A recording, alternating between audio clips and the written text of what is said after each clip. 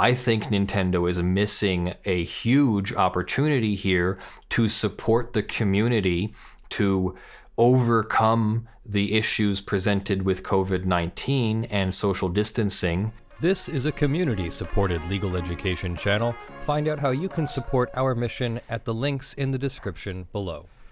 Okay, so yesterday, or I guess it was Friday, news broke of Nintendo shutting down a Super Smash Bros. Tournament that used mods to play online. And I'm here to tell you that there was so much more to it.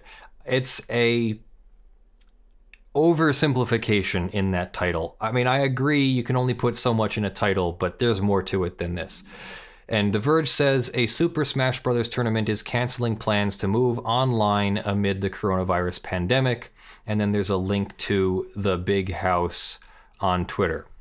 Big House has been denied the ability to run an online event. With Slippi Online, I've worked hard to create as close to an authentic in-person experience as possible.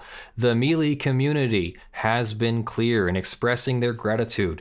It has enabled competing in and watching top-level competition without requiring risky gatherings. I am disappointed that Nintendo is restricting our ability to power through these hard times. #FreeMelee. And that's from Jazz, one of the developers. Well, what are we talking about? We're talking about Super Smash Bros. Melee. I think there's more to the Big House tournament than just Super Smash Bros. Melee. I think they also do some of the later titles. But we're specifically talking about this one. This is the 2001 crossover fighting game by HAL Laboratory, published by Nintendo for GameCube. So this is the original, I think, Super Smash Bros. Melee game, which I acknowledge has a huge following and is a really great game that many of you play, but I apologize.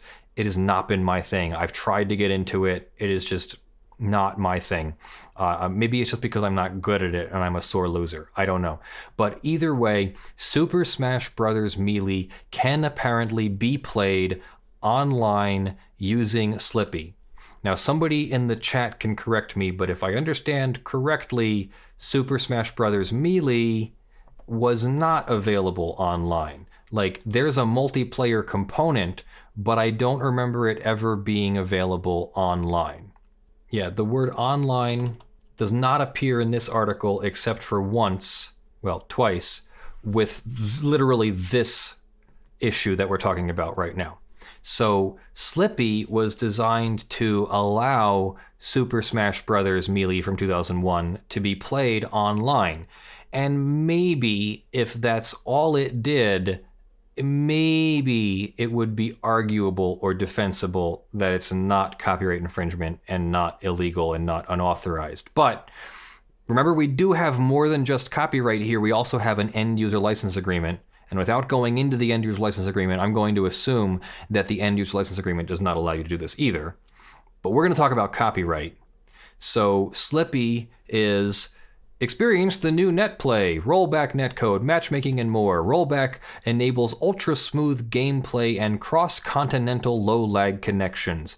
Built-in matchmaking for quickly finding nearby opponents. Automatically save replays of all your games in bite-sized files. And then they ask for funding. And if you go to their menu system here, there's information about getting started. The goal of this guide is to help you set up Dolphin for use with Slippi Online. What the heck is Dolphin? What do I need Dolphin for? I've already got my GameCube and I've got my licensed first sale copy of the disc. Well, that's not how Slippi works, and that's where this starts to break down. Before we get there, let's look at Jinx. What is Slippi, the Smash Bros. Mod that has enraged Nintendo? Third-party tool designed by Fizzy, has been a godsend for Melee players during the pandemic. So people want to play this specific version of the game. Maybe the Switch version is just not as good, or maybe they like the... maybe they've developed their skills with the original version. You know, I feel like I'm pretty good at Rocket League 1. Maybe when they come out with a Rocket League 2 and the controls are different, I'll be ticked off because I can't just adapt my skills instantly. So I don't know. Maybe someone can explain in the comments why people need to play the 2001 version. I'm not disagreeing. I'm just saying that maybe it needs to be some details fleshed out there. The Melee community has had setbacks throughout the year due to COVID-19 because they can't have in-person tournaments. We get that. So Slippi is a third-party tool developed by a team of Melee enthusiasts aimed at smoothing the online experience of play. What is Slippi? Well, if you're unfamiliar with the mod and only recently discovered it after Nintendo issued a cease and desist, here's a quick rundown. Project Slippi's goal is to bring Melee into the future. They do this by optimizing functionality, allow the game to thrive in modern times, develop and implement rollback netcode. Basically, when a player with an unstable connection makes an input, rollback netcode will try and predict which button the person is using. Delay-based netcode would stop the game, in this case, causing lag. The creators have made sure to give everyone interested in using Slippi to play online tools and all information you need, so head to their page, etc. And it just fails to tell you what the big deal is. So what is the big deal? It's this. It's that you need to run Dolphin. You need to run an emulator, which means you need to run your copy of Smash Bros. Melee in a ROM format through an emulator, which is so much clearer as being a problem with copyright and with Nintendo licensing. So if we go back to Slippi here, it says download Dolphin with Slippi. Dolphin is an emulator for playing GameCube and Wii games. The version downloaded here is a fork of the official Dolphin release, and it adds Slippi support. So you go to the Dolphin website, you can get the official Dolphin release, but here on the Slippi website, slippi.gg, you can get the Windows, I think there's also a Mac version someplace. Okay, so yeah, there's Mac or Linux. If you previously had NetPlay installed, you can skip the prepare to play section, though you may want to double check the optimize lag reducing section. Install a controller adapter, so you will need a adapter to play. I don't know exactly what the adapter looks like. It looks like it's a USB to GameCube adapter, so you'll need that. You can use the official Nintendo adapter, the Mayflash adapter, or most other adapters with a Switch mode or Wii U mode. You can use Zadig, which is a piece of software that allows certain devices to connect via USB. It allows the adapting of USB drivers basically in Windows. And then you have to do some other installation steps. Ultimately, you will need to find your unmodified version of the game, and they're not going to help you get the ROM, but it needs a ROM. And they aren't going to say anything on here about obtaining a ROM as far as I know. I do recall there was something on here yesterday, but you must select the game, which I'm assuming, without any other information, I'm assuming is not running a disc through a GameCube console. It's not even running a disc through a PC, which probably is also in breach of the license agreement, if not also copyright.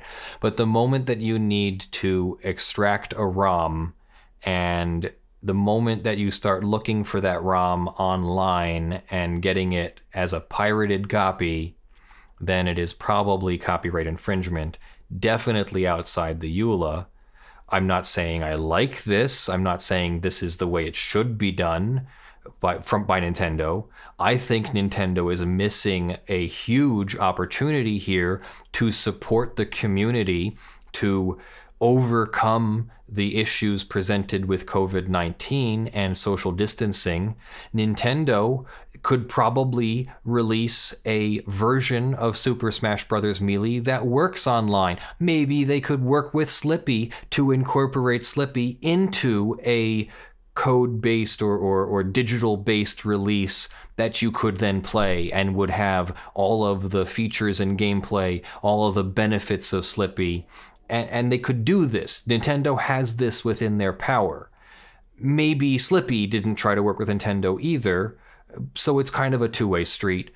But I think there's a huge opportunity being missed here. Let's see what the chat has to say. Dolphin can run from the optical drive. Okay. Slippi was used for last year's tournament. Okay. Then something about this year's tournament has made Nintendo unhappy. And what do you mean can run from the optical drive? Do you mean that it runs from the GameCube's optical drive, or it runs from your PC's optical drive? At least it would be more defensible if it runs from a legitimate copy of the disc. That's more defensible, but it's still probably in breach of the license agreement. It's still probably some kind of copyright infringement because it needs to make some kind of use of that is not authorized by Nintendo. But yeah, if they've been doing it before, maybe they've been getting away with it. That doesn't necessarily make it legal.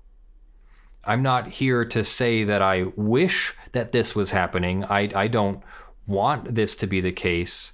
I think that Nintendo should work with the community, but Nintendo does have the right to be totalitarian about this.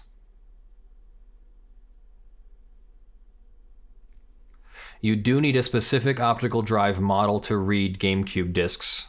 So there is some kind of technical protection measure on the disc which requires you to have an optical drive that can read the disc even though the technical protection measure is there. It might not be great encryption, it might not be a great technological protection measure, but if it is even minimally effective, then it's likely a copyright violation to bypass it. Again, I don't like this. I'm not bringing you this news to tell you that, I'm happy that the tournament is off, but I'm trying to explain why Nintendo probably has the right to do it. It is definitely a much more defensible situation if you are able to play it only from a legitimate optical disc. But follow my logic here. Just because you can play it from an optical disc doesn't mean that, one, the technical measures are kept intact. In other words, it's not Nintendo that's verifying a legitimate copy and only a legitimate copy can be played. I'm guessing it also allows a ROM file, or it also allows a copy that is being played on a PC drive that doesn't have Nintendo's authorization. So you're still bypassing some part of copyright or the technological measures. The ROM format is an ISO file, which would be basically a copy of an optical disc. I've used ISO files for years. I've made ISO files. I used to do this at my old job. When I worked for Lutron Electronics, one of the things I was in charge of was distribution of the PC software that Lutron used to control their Graphics 7000 systems. And one of the things I did at the company was to improve the process of loading and configuring PCs with the software the way the company wanted. So we used image files, and ISOs was one thing that we used a lot of. I had a whole library of all the ISOs I needed, and then I would load them via software so that I didn't have to constantly switch out disks. That was probably much more defensible than using ROMs downloaded from the internet. So Nintendo probably looks at this situation and says, well, anybody who downloads a ROM off the internet can now make use of this software, can play this game, can use Slippi and play this game. Whereas users are saying, but it only uses a legitimate copy of the disc, and the truth is going to be somewhere in between, or the truth is going to be both things can be used. And so Nintendo is going to say, well, this is copyright infringement. The users are going to say, well, you're shutting down our community. And that's where I think the two should try to come together and make something instead of destroy something. And that's why I'm sad about it. I think that Nintendo could do a much better job of handling the optics, for lack of a better word, of the situation. Loading the ISO into RAM maybe would be more defensible. Again, if somebody was charged or accused of copyright infringement in a lawsuit, it would be much easier to defend. I'm not saying they would be successful, but it would be a much stronger defense that they were doing so from a licensed copy of the game and they were not distributing the game. At least then what we have is a very basic case of sort of the minimum kind of copyright infringement. So if they were liable, the damages would be relatively low, different than if they had cracked the DRM, copied it into a ROM, and then redistributed it. Plus, there's going to be some kind of breach of the license, and the license will determine what kind of damages, liquidated damages or actual damages. So, again, screw Nintendo. They are being heavy-handed with it. I get that thought, but this is why it's happening and what's going on there. So let me know your thoughts in the comments below. Again, how do you balance the legality of Nintendo having a legal monopoly and being allowed to be totalitarian about their intellectual property against the needs of the community? It can't be that the community can just do whatever it wants, and it also can't be that Nintendo never has any obligations to the community. But there's both the reality of the law, which is more on Nintendo's side right now, and the only real public benefit will be when the copyright expires in 120 years. So I don't think we're really going to have Slippi be legal without something like Nintendo's agreement. So there has to be something, or there's not going to be anything. Let me know what your thoughts are in the comments below. And no, Nintendo did not sue them.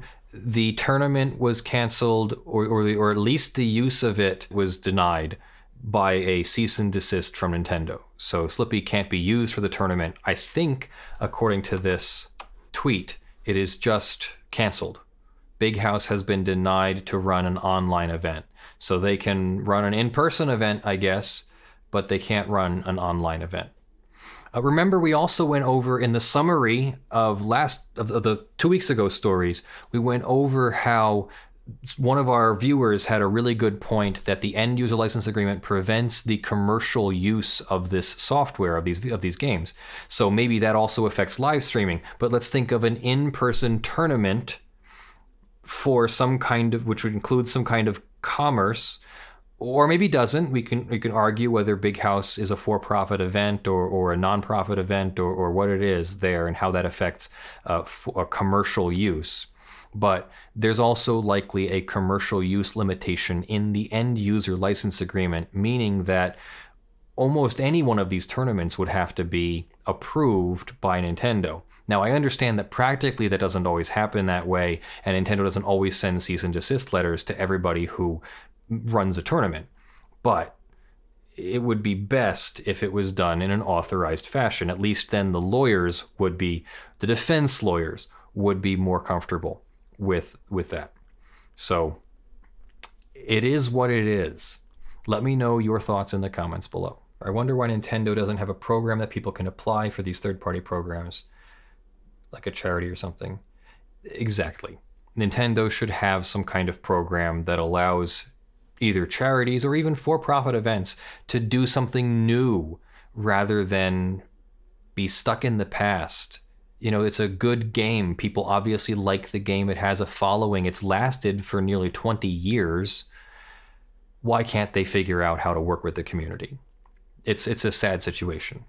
Personally, my favorite idea is to work with the creators of Slippi, who have obviously figured out some great way to make something offline into something online. Why can't they just work with them to merge the two, release it as a paid thing? I don't care what, I hope it's not $50, but maybe for $20, or maybe even better for $5, or find some way to release a disc reader for the discs or something that is legitimate, and then say that that's okay as long as you're running Slippi with a legit disc and Nintendo gets to check some of the disc or something, or do their DRM on the disc. Something in there has to be able to be done, and it's sad that Nintendo is doing nothing. So cease and desist is just too easy. And I don't get why they're allowed to get away with that. I mean, I get legally why they're allowed to get away with that, but I don't get why they just do that. Anyway, let me know your thoughts in the comments below. So that's our show. Thanks for joining me. I'm Leonard French, your favorite copyright attorney. This is Lawful Masses, your favorite legal news and education program here on YouTube, on Twitch, and on Floatplane. We are community supported by our patreon.com/ljfrench supporters, by our sponsors.com/law supporters, by our YouTube members, and our Floatplane subscribers. Thank you very much in the month of November to our $50 plus supporters: Joe Tyson, Wes Delj, Citizen of the Sovereign, John Steele, Gavin Barnard, Eevi, Kyle Mudrak, Spirit Bear, Andy, Benjamin Hitov, Goliath Cleric, Ugly Grill, Shielo T, Rudolph Bescherer Jr., Oscar the Phrophet, Jay Dixon, HotGrillsInYourArea, Brandyn Abel, Torpedan, Cassandra Curran, Mayor of Titty City, ShadowTycho, RDHDragon, Earthbound Star, and no copyright violation intended.